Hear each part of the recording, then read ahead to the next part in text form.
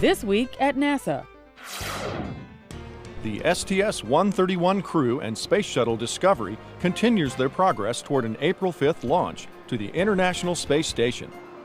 Discovery has been rolled out to Launch Pad 39A, while the 7 STS-131 astronauts participated in launch countdown dress rehearsal activities and other pre-launch training.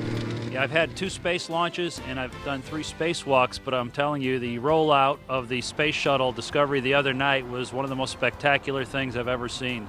During their mission, Commander Alan Poindexter, pilot Jim Dutton, and mission specialist Rick Mastracchio, Clay Anderson, Dorothy Metcalf Lindenberger, Stephanie Wilson, and Japan Aerospace Exploration Agency astronaut Naoko Yamazaki will deliver a multi-purpose logistics module filled with science racks that will be transferred to the International Space Station's laboratories.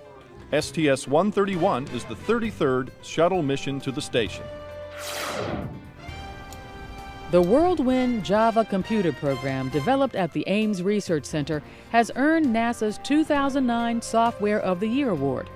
Whirlwind is an open-source platform used to display NASA and U.S. Geological Survey data on virtual 3D globes of Earth and other planets. The user-friendly program uses button or mouse controls to rotate, pan, and zoom through models to engage the public to learn more about our planet and NASA technology. The displayed information comes from satellites, aerial photography, and topographic and geographic data.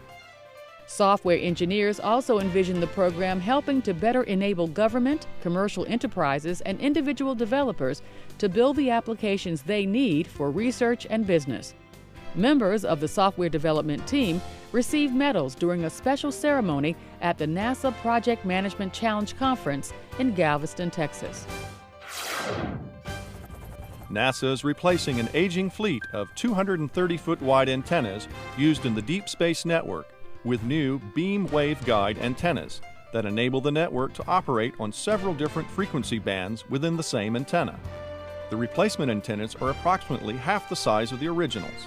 The NASA Deep Space Network, or DSN, is an international network of antennas that supports interplanetary spacecraft missions and radio and radar astronomy observations for the exploration of the solar system and the universe. The network also supports selected Earth-orbiting missions. In the first phase of the project, near Canberra, Australia, up to 3 110 feet wide antennas will be built. That work should be completed by 2018. The DSN currently consists of 3 deep space communications facilities placed approximately 120 degrees apart around the world. At Goldstone in California's Mojave Desert, near Madrid, Spain, and near Canberra, Australia. This strategic placement permits constant observation of spacecraft as the Earth rotates and helps to make the DSN the largest and most sensitive scientific telecommunication system in the world.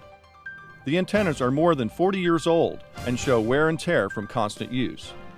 The decision to begin construction came on the 50th anniversary of U.S. and Australian cooperation in space tracking operations. Christopher Delacourt of the Glenn Research Center's Tribology and Mechanical Components branch has received the 2009 Quality and Safety Achievement, or Quasar Award, for figuring out what caused severe degradation of a starboard solar array alpha rotary joint on the International Space Station. The repair alleviated the need to launch a massive replacement rotary joint to space station and enabled full operation of the solar array supplying primary power to space station modules and experiments. The Quasar recognizes individual government and contractor employees who have shown exemplary performance in contributing to the quality and/or safety of products, services, processes, or management programs and activities.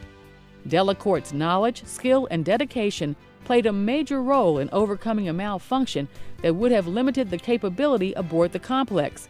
His efforts have been referred to as the largest lube job in space. Teachers became students while participating in the 2nd annual NASA Science, Technology, Engineering and Mathematics, STEM, Educators Workshops held this year in Charlotte, North Carolina. The 40-session workshop provided elementary, middle, and high school teachers with creative hands-on ways to incorporate NASA content into their classrooms. The workshops are specifically designed to give teachers tangible resources for immediate use in classrooms. The three-day event culminated with a guest appearance from astronaut Leland Melvin, who spoke to an audience of hundreds of middle school students at the NASA-sponsored Central Intercollegiate Athletic Association Education Day.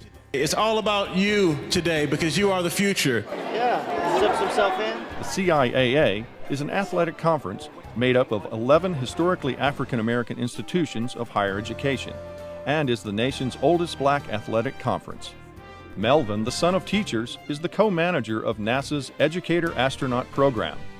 In that role, he travels across the country helping teachers get students excited about careers in mathematics, science and technology, and the role they play in space exploration. The NASA-supported For Inspiration and Recognition of Science and Technology robotics program began its 19th year with regional competitions like this one held in Washington, D.C. First is a nationwide competition that teams young people with professionals to solve engineering design problems in a competitive way.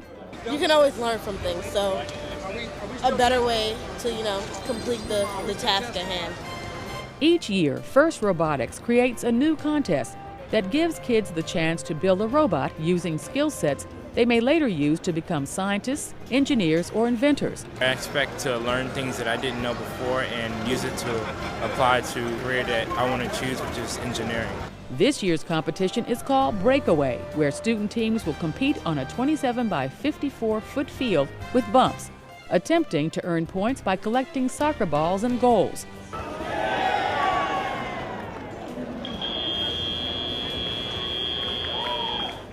More than 1,800 teams will compete in 43 regional events in the U.S., Canada, and Israel, all leading up to the championship in Atlanta, April 15th through the 17th.